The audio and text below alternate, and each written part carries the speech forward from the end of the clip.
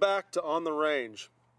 Today's concept is going to be managing the sights for the best possible and quickest shot. And if you think about, once again, the context you're in, whether it's the defensive or the competitive context, we always want to be able to hit the target as quickly as we can.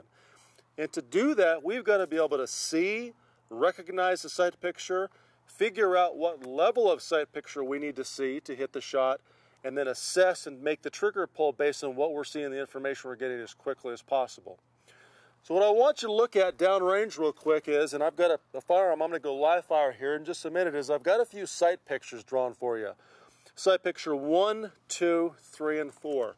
And right now I'm about 6, give or take, yards distance, probably 5.5, 6 yards, almost 7 yards. And if you look at those sight pictures, you can see how I've drawn the misalignment of the sights, both left, right, up, and down. So if you can imagine, when we're talking about classical sight alignment, that means the relationship of the front sight in the rear notch of the rear sight itself. And we'll show you this on camera here in just a second. But the bottom line is, to fire the perfect shot, this front sight needs to be centered in the back of the rear sight, literally perfectly centered. And we call that equal height and equal light. So the equal height, meaning the top of the front sight's even with the top edge of the back sight, and equal light, meaning there's equal light bars between the front sight. There's a light bar on both sides of the sight, okay? So if I have the sights perfectly aligned, theoretically, if I don't move the gun, I'll fire the perfect shot. Now, if you look down range of the target, with the pictures 1, 2, 3, and 4, I've drawn misalignment. So if picture number 1, the front sight is misaligned almost or out of the notch of the rear sight. So only half of it is visible, which means if the front sight is shifted to the left and it fires a shot, and we see that, we can call the shot off the sights and know that that shot is going to go to the left. Sight picture number 2, that front sight is high in the rear sight notch. So granted, if we see that front sight high in the rear sight notch and we fire a shot, where's it going to go? You're right, that shot is going to go high. 3 and 4 are consequently the same, to the right or low. So what I want to do is show you that if I aim the gun at that black dot in the center of the target and I consciously misalign the sights, you'll see me do that, and I fire a shot, well, the question is, how far out of that combat effective square, or if you're a competitor, the A zone, would the shot go? And you're going to be surprised at how little this moves. A lot of people might think, well, Mike, you're going to miss the target at this range if you misalign the sights like that. Let's find out. All right, here we go. So what I'm going to do is I'm going to aim at that black dot. Everything is perfect right now.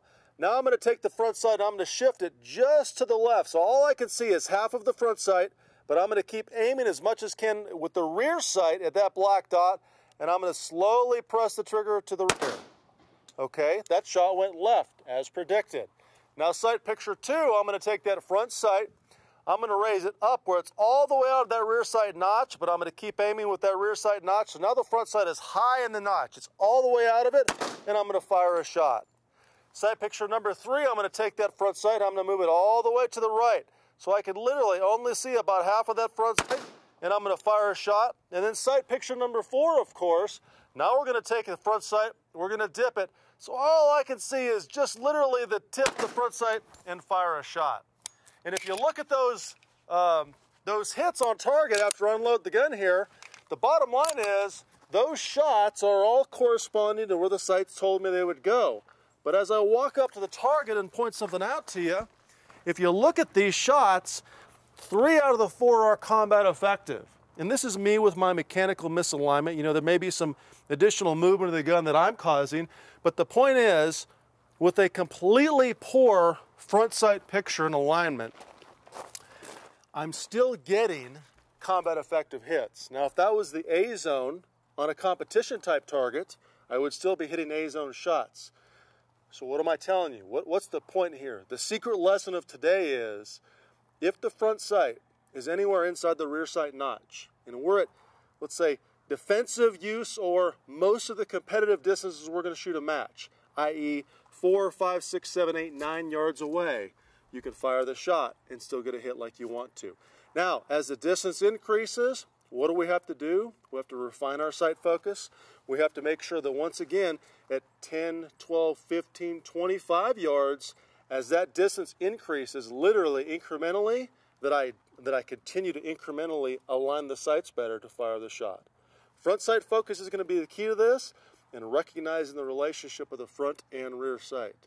So take this information, utilize it to allow you to align the gun quicker, recognize that sight picture faster, and in the end, be able to shoot better. Thanks for joining us on the range.